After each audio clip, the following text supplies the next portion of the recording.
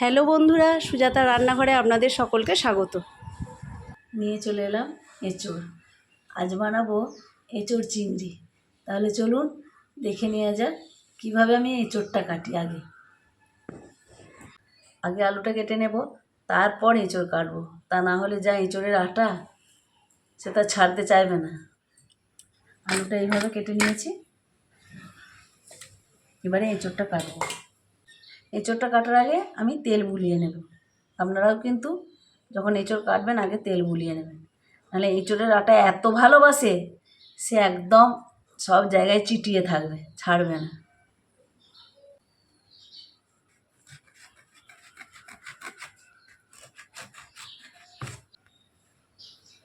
দারুণ।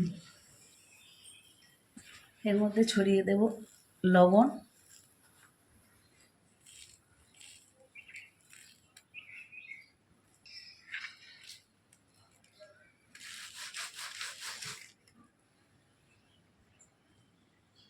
তারপর ভালো করে ধুয়ে নেব।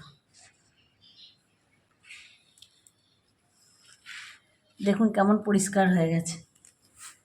ধুয়ে নিয়ে চলে এলাম।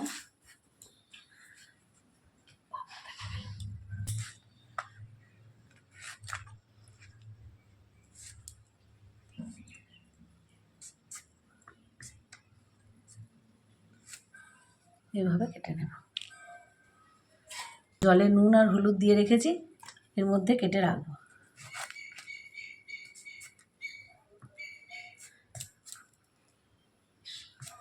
একটু বড় বড় করেই কাটবো, এটা ছোট হয়ে গেছে।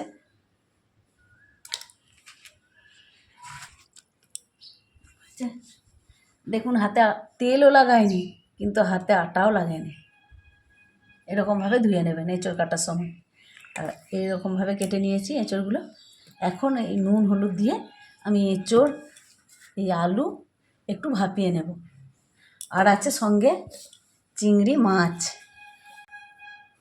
এটা আমি খোলা ছাড়িয়ে বেছে রেখেছি, নুন হলুদ মাখিয়ে রেখেছি। তাহলে চলুন ভাপিয়ে নিই এঁচোড় আর আলু।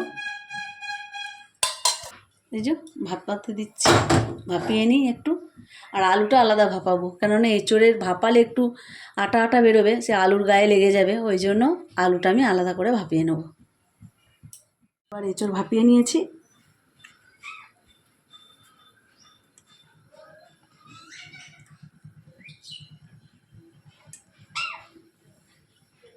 করে দিয়ে দেবো ফোড়ন, তেজপাতা, আর দিয়ে দেবো জিরে, দিয়ে দেবো পেঁয়াজ বাটা,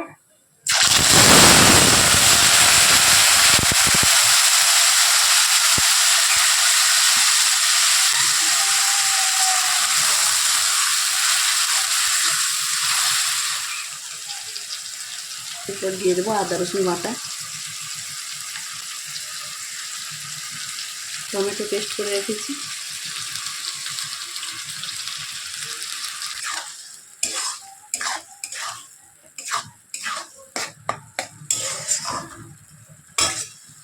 দেবো সব গুঁড়ো মশলা, দিয়ে দেবো হলুদ গুঁড়ো, জিরে গুঁড়ো, ধনে গুঁড়ো,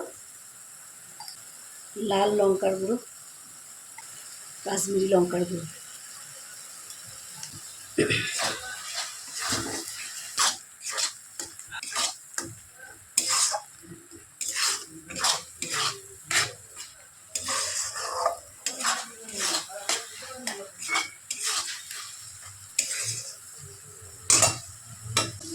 এবার দেবো লবণ, লবণটা অল্প করেই দিচ্ছি, কেননা সেদ্ধ করার সময় আমি আলু আর এঁচোড়ে নুন দিয়েছি, চিংড়ি মাছেও নুন দেওয়া আছে।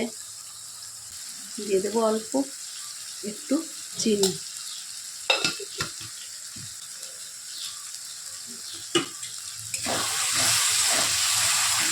শুকনো লঙ্কা দিয়ে দিলাম, কেননা ঝাল আমাদের সবাই বেশি খায় না, ওই জন্য যদি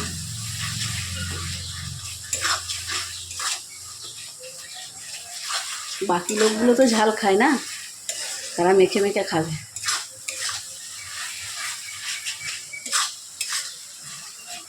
মশলা ধোয়ার জলটা দিয়ে দেবো এখন।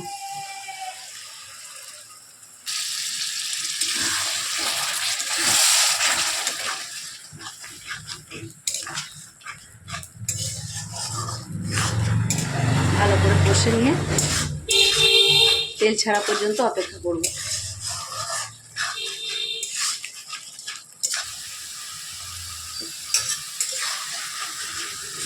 জল শুকিয়ে গেছে, তেল ছেড়ে দিয়েছে। এখন দিয়ে দেবো ভেজে রাখা চিংড়ি মাছ।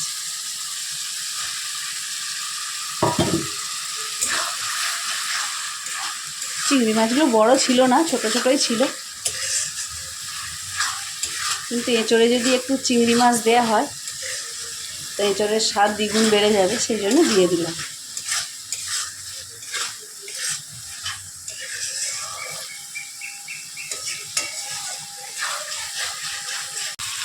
একসাথে সবই দিয়ে দিই।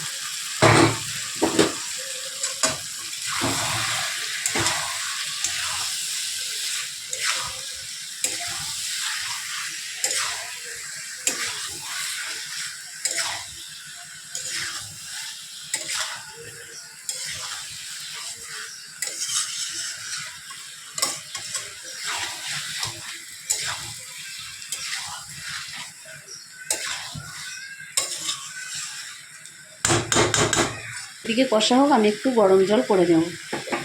যে কোনো তরকারিতে গরম জল দিলে তরকারির স্বাদ কিন্তু ভালো হয়। কষা হয়ে গেছে, এখন দিয়ে দেবো গরম জল।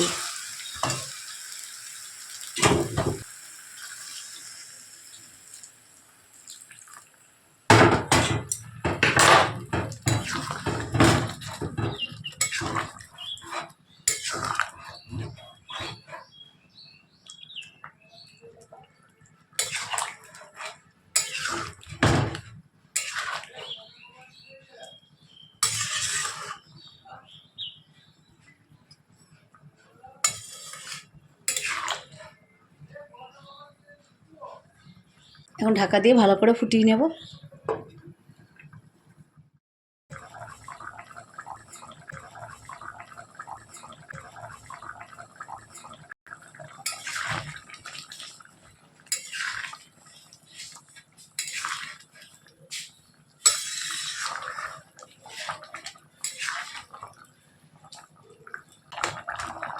সেদ্ধ হয়ে গেছে।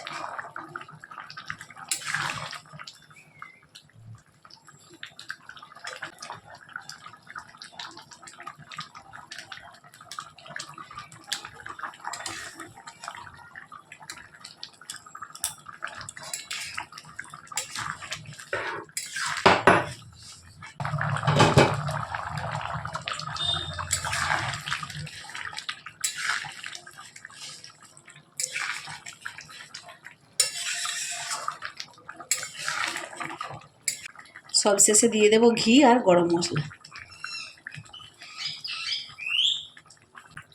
ঘিয়ের চামচটা এখানেই ডুবিয়ে দিলাম। দিয়ে দেবো গরম মশলা। ব্যাস, আর কিছুই নয়।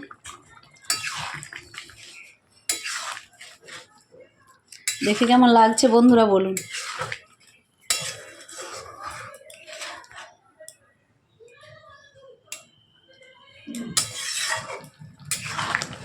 ব্যাস, রেডি হয়ে গেল আজকের রেসিপি এঁচোড় দিয়ে চিংড়ি।